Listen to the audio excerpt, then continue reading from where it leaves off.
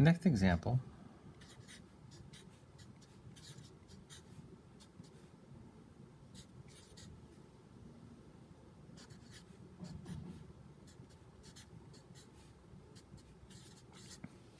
now what I've been doing up to now is I've been making the y's the same, but there's no reason why you can't eliminate the x's instead. So for example, if I wanted to eliminate the x's here, so I could, remember, if I want to figure it out, I always can multiply by the equation in the other line, or I could see what is the least common multiple, in this case 15, or a common multiple, doesn't even have to be the least. So I'm going to multiply equation 1 times 5 and equation 2 times 3, and I get, times 5 is going to be minus 15x times 5 is plus 10y equals 95, times 3 is going to give us 15x plus 21 equals, that should be a y, equals 60. And what I could do here is I can add these two up because the 15s are the same number but opposite, so it's going to work. So that's equation 1, that's equation 2, that's equation 3, that's equation 4. I could go 3 plus 4. And 3 plus 4, the minus 15 and the 15 add up to kablooey. And the 10 plus the 21 is 31y equals 155.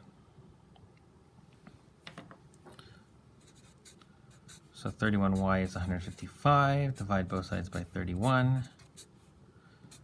y equals 5. And we could sub y equals 5 into equation 2 because it doesn't have any negatives, and negatives could be scary. Oops. 5x plus 7y equals 20. 5x plus 7, now it's the y, so we have to make sure that we sub it into the actual y. Equals 20. 5x plus 35 equals 20. 5x is minus 15. And x equals negative 3.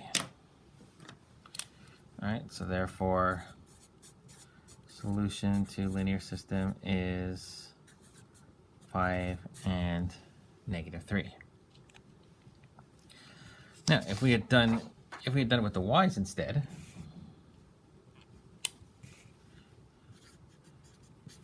so example 4, take 2 minus 3x plus 2y equals 19.